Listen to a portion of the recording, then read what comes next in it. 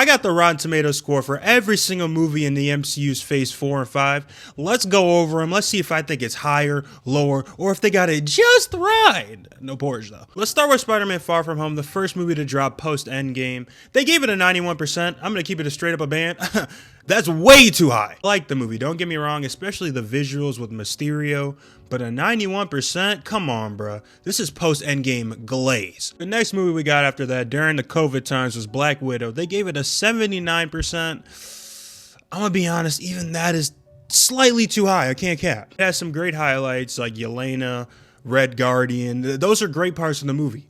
But the CGI, Taskmaster, the fact that this movie was a very much a nothing burger, 79% is a little too high for me. I know I'm jumping around. It may be too much for your brain, but it's okay, bro. You will be all right. Shang-Chi is next at 92%. I think they got this just right. Shang-Chi is one of the best MCU movies of all time, in my opinion. I loved it. 92% is right on the nose. And then we got Spider-Man No Way Home. I guarantee this 93% was way higher back in 2021, but I'm sure the nostalgia has worn off a little bit for everybody. But the 93%, I say is just right. Maybe I'll go a little bit higher because the 3 Spider-Men being on the screen together, it'll mean something to me no matter what. So maybe I'll go like 95%, but I'm not mad at a 93. But then we take a steep fall off, man. Because we got Doctor Strange Multiverse of Madness next. They gave it a 74%. This is tough, man. This is the toughest one so far. Because when I really think about it, like, I don't hate this movie, but it was just so disappointing, man, that I feel like a 74 might be a little bit too high. Like, there's certain things about it, like the Doctor Strange fighting with the musical element scene. I thought that was awesome. I didn't hate the Illuminati scene as much as everybody else. But for a movie called Multiverse of Madness, they go to like 2 universes, bro. Like, come on. I say it probably deserves like a 65 to 70 range. 74 is a tad bit too high. A tad bit. Thor Love and Thunder, too high. I'm gonna just keep it a band. 63%. That's getting carried by Gore the God Butcher in those black and white scenes, no cap. Because other than that, there's zero redeemable qualities about this movie. I guess Jane Foster and that whole relationship with Thor, that was pretty good too. Let me not discredit this movie entirely. But let's keep it a band. This movie is the start of the MCU rough patch, the MCU fall off period.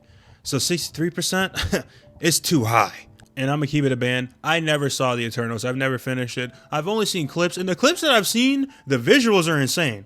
Maybe this movie doesn't deserve as much hate as it gets, but this movie is long as shit, so it's probably boring. Y'all let me know though. 47%? Damn. This 46% though for Ant-Man and the Wasp Quantumania, completely warranted. Like half of this movie is them hyping up Kang. Half of the time they're going, him. You don't want to mess with him.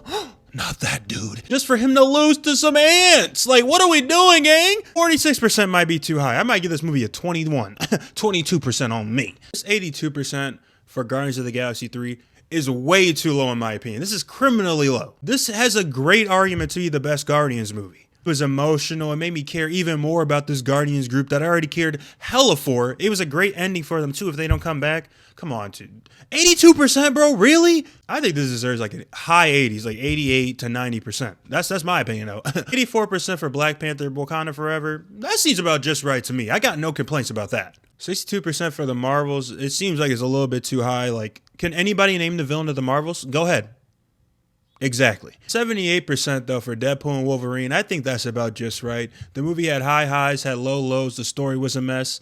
75 to 78% range, I'm not mad at it. This 48% though for Brave New World is ridiculous. I'm telling you, bro, this is the perfect example of the MCU 7 out of 10s now being 4 out of 10s to the general public. It makes no sense to me. Sure, they shouldn't have spoiled all the Red Hulk stuff, but it's still a pretty solid movie. It has problems, don't get me wrong, but a 48%, come on, bro. Like, that movie is not 2% better than Quantumania. You gotta be kidding me. And ending it off with the Thunderbolts, aka the new Avengers. I can say it, no spoilers now. The MCU spoiled it themselves. Clocking in 88%. I think it's a little bit low. Maybe not, honestly. Maybe it's just right. I think 88 to 90% is probably where I'd go, probably where I'd lean. I'm not mad at an 88%. I think the 95% I got originally was a little overblown, just a tad bit. But yeah, man, that's the MCU Rotten Tomatoes scores for all of Phase 4 and 5. Do you think these are too high, too low, just right? Let me know y'all opinions down below, because you know we gotta talk about it. Simple.